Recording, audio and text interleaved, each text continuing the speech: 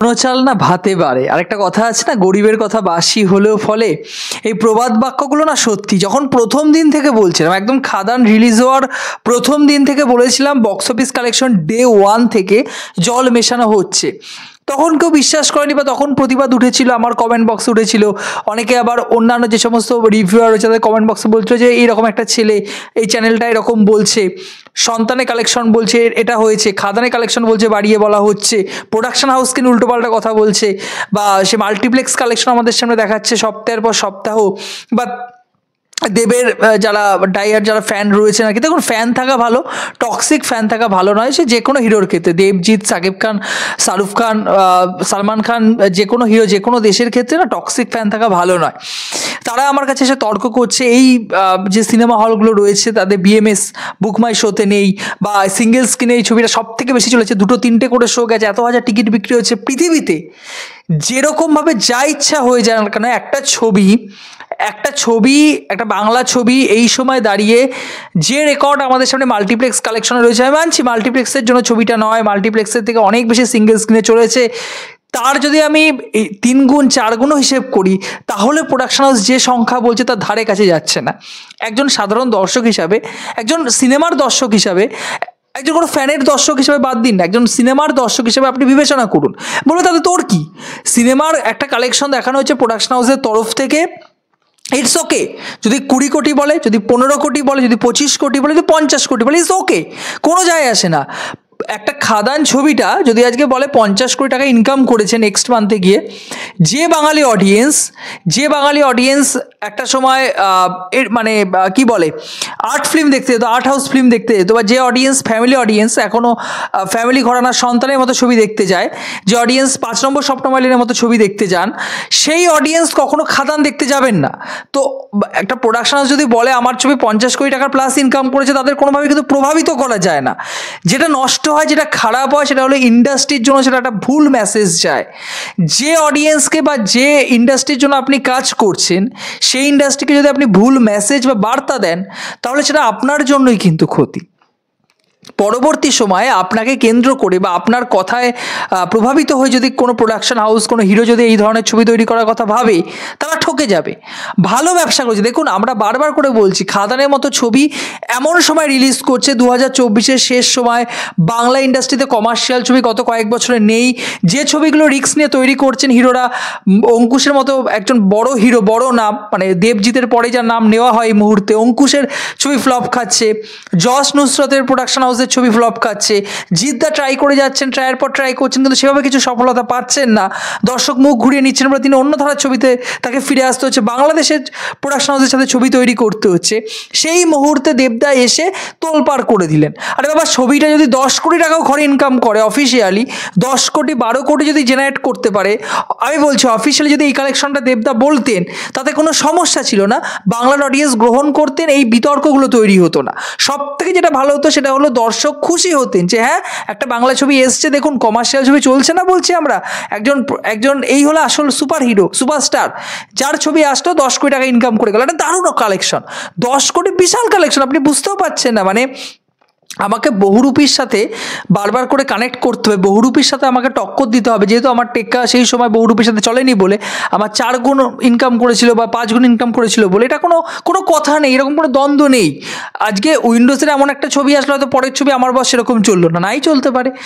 এরপর তারা রক্তবীজ 2 আনছে, রক্তবীজের মতো হয়তো হিট করলো না। রক্তবীজ তাদের প্রোডাকশন হাউসে প্রথম নতুন ধারার ছবি ছিল, ব্লকবাস্টার ছিল বলে তারা বহুরূপী এনেছিল, সাহস পেয়েছিল। রক্তবীজ 2 আনছে, হয়তো রক্তবীজ 2 চললো না, হতেই পারে রক্তবীজ 2 নাই চলতে পারে, কিন্তু সেই প্রোডাকশন হাউস যদি বাড়িয়ে বলে দর্শকদের ঠকানো হবে। দর্শক তো আপনার যে প্রোডাকশন, যে প্রডিউসার ফিগার বা অডিয়েন্সের রিয়াকশন দেখে হলে যান। স্কাইফোর্সে আমরা দেখতে পাচ্ছি একটা প্রথমে ছবিটা প্রথম 2-3 দিন নেয়নি ওপরের দিকে গ্রাফ, কিন্তু এখন দারুণ ছবিটা নাকি চলছে শুনছি, যদিও টিকিটের দাম অনেক কমিয়ে দেওয়া হয়েছে, কিন্তু ছবিটি চলছে কারণ ভালো ছবি, ওয়ার্ড অফ মাউথ ছবিটির ভালো।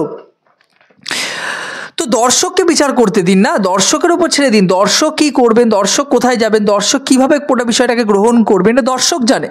আমরা রিভিউয়াররা বা একটা প্রোডাকশন হাউসের উপর নির্ভর করে না তারা কখনো, তাদের দ্বারা কখনো তারা প্রভাবিত হন না, কিন্তু ইন্ডাস্ট্রির জন্য খারাপ মেসেজ যায়। অনেকে বলছে দাদা বিএমএস এটা নিয়ে যখন এখন তোলপাড় হচ্ছে টুইটার বা অনেক রিভিউয়াররা ভিডিও তৈরি করছে, আমি দেখতে পাচ্ছি তারা অনেকে বলছে যে আকাশ তুমি প্রথম কথাটি বলেছিলে, আমাদের রিভিউয়ারদের গ্রুপেও কথা হচ্ছিল বিভিন্ন সময় এই ব্যাপারটা নিয়ে। এবং দেখুন প্রথম বা দ্বিতীয় বলে নয়, যেটা সত্যি সেটা সত্যি। আজকে প্রথম উইক আমি বলছি আমি আবারও বলছি, আগের দিন আমি বক্স অফিস রিপোর্ট দিয়েছিলাম, আবারও বলছি, একটা ছবি খাদান ছবিটি প্রথম সপ্তাহে মাল্টিপ্লেক্সকে ইনকাম করেছিল 1,18,00,000 সামথিং, 1,19,00,000, 1,20,00,000 টাকা ধরে নিন। সেকেন্ড উইকে ইনকাম করছে 85,00,000 টাকা, 86,00,000 টাকা সরি। থার্ড উইকে ইনকাম করছে 28,00,000 টাকার কাছাকাছি। ফোর্থ উইকে ছবিটি ইনকাম করছে প্রায় 13,00,000 টাকা, এবং ফিফথ উইকে ছবিটি ইনকাম করেছে 9.5 থেকে 10,00,000 টাকা। একটা ছবি 2.5 কোটি প্লাস মাল্টিপ্লেক্স থেকে কালেকশন করছে। 3 কোটি আমি ধরছি না, 2.5 কোটি থেকে 3 কোটির মাঝে অনেকটা ডিফারেন্স, আমি অত ধরছি না, হয়তো আরও 2 সপ্তাহ 3 সপ্তাহ গেলে সেই সংখ্যাটা 3 কোটিতে পৌঁছবে। একটা ছবি 2.5 কোটি প্লাস ইনকাম করছে, ছবিটি আমি 2 গুণ ধরি, 3 গুণ ধরি, 4 গুণ ধরি, মানে সেই সংখ্যাও আপনারা বলছেন না, আপনারা বলছেন ছবিটি 18 কোটি প্লাস ইনকাম করেছে, কখনো বলছে, কোনো জায়গায় দেখছিলাম 20 কোটি প্লাস। দেবদা অফিসিয়ালি একজন তো বলছে দেবদার অফিসিয়ালি 20 কোটি শুধু জানানো বাকি, 20 কোটি অলরেডি হয়ে গেছে, 20 কোটি প্লাস। এবং দেবদা বলছে যে আগামী কয়েক বছরের মধ্যে আমাদের ছবি 50 কোটি নিয়ে যাওয়ার ইচ্ছে রয়েছে। ঠিক আছে, ইজ ওকে, খুব ভালো কথা। যদি ছবি, একটা বাংলা ছবি যদি এই মুহূর্তে 50 কোটি প্লাস ইনকাম করে, মানে এর থেকে আনন্দের আমাদের আর কিছুই হতে পারে না। দেবদার সাথে আমাদের কোনো রাগারাগি নেই, প্রোডাকশন হাউসের সাথে কোনো রাগারাগি নেই, ইটস ওকে, দারুণ হবে। মানে আমরা সব থেকে বেশি খুশি হই দেখুন বাংলা দাঁড়িয়ে 50 কোটি টাকা কোনো একটা ছবি ইনকাম করছে। তুমি যদি মুখে বলে দিই একটা ছবি 50 কোটি ইনকাম করেছে, বাস্তবে করেনি, সেটা তো ধোকাধারী হয়, দর্শকদের সাথে ধোকাধারী। দর্শকদের সাথে কী করে ধোকাধারী করতে পারেন ভাই, বা কী করে আমরা করতে পারবো? এবার আপনাদেরকে দিয়ে যাদের সংসার চলে, বা আপনাদেরকে দেখিয়ে আপনাদের থাম্বনেলগুলো মুখ লাগিয়ে যাদের সংসার চলে, তাদের কথা আলাদা, আমি তাদেরকে এর মধ্যে ধরি না, তাদেরকে আমি মানুষ বলেই ধরি না, আলাদা বিষয়। এবারে আমি যেটা মেন বিষয় যেটা বলবো সেটা হলো, অনেকে বলছে দাদা বুক মাই শোতে তো অনেক শো মানে হল থাকে না, সেই হলগুলোতে দেখবেন খাদান চলছে, বা কোনো সিঙ্গেল স্ক্রিনের পরপর 2-3টে শো রয়েছে, সেই সব কটা শোই হাউসফুল। আমি মেনে নিলাম, আমাদের এখানে এখন 2টো সিনেমা হল রয়েছে, 2টো সিঙ্গেল স্ক্রিন রয়েছে, একসময় 3টে ছিল, এখন 2টো রয়েছে। একটা রূপকথা সিনেমা হল, একটা কালিকা সিনেমা হল। সংকট সিনেমা হলটা বন্ধ হয়ে গেছে অনেকদিন আগে। রূপকথা সিনেমা হলে খাদান চলেছিল, কালিকা সিনেমা হলে খাদান চলেনি। রূপকথা সিনেমা হল বুক মাই শোতে রয়েছে, ইনক্লুড রয়েছে, আপনি সার্চ করলে সেখান থেকে টিকিট বুক করতে পারবেন, সেখান থেকে দর্শক বা হল সম্পর্কে সব কিছু দেখতে পারবেন, ওখান থেকে বুক করে যেতে পারবেন, অর্থাৎ বুক মাই শোতে ইনক্লুড রয়েছে। কালিকা যে হলটি বুক মাই শোতে ইনক্লুড নেই। খাদান এই মুহূর্তে মনে হয় একটা শো চলছে রূপকথাতে, কালিকাতে খাদান আসেইনি। বলে রাখি, রূপকথা সিনেমা হল কিন্তু নতুন ছবিগুলোকে চালায়, যে ছবিগুলো নতুন ছবি আসে, অর্থাৎ বাংলায় যে ছবিগুলো রিলিজ হয়, বাংলা হিন্দি বা সাউথ ইন্ডাস্ট্রি, তারা ছবিগুলো চালায়। এবার এই যে সিঙ্গেল স্ক্রিনগুলো এখন অবস্থা খুব খারাপ, আপনারা জানেন কী ধরনের অডিয়েন্স যায়, সেটা আমাদের ধর্তব্যের বিষয় নয়, আমাদের বিষয় যে ছবিগুলো চালানো হয়, যে অডিয়েন্সই যাক ছবিগুলো চালানো হয়, সেখানে অডিয়েন্স যায় দেখতে, বা যা করতে যাক না, তারা অডিয়েন্স কিন্তু সেখানে যাচ্ছে, ভিজিট করছে। কালিকা সিনেমা হলের মতো কিছু সিনেমা হল আছে, এই সিনেমা হলগুলোর উদ্দেশ্য ছবি চালানো নয়, এই সিনেমাগুলো উদ্দেশ্য কাপলদেরকে একসাথে সময় কাটানোর জন্য। আপনি জানেন কি হয় সেখানে, এটা একটা সিনেমা হল বলে নয়, বারাসাতে রয়েছে লালিতেও নতুন ছবি আসে, আর একটা সিনেমা হল মেবি আছে ওইদিকে, মহামায়া না কি নাম, আমার ঠিক খেয়াল নেই, ওইটা অনেকটা এই ধারার কাজ করে।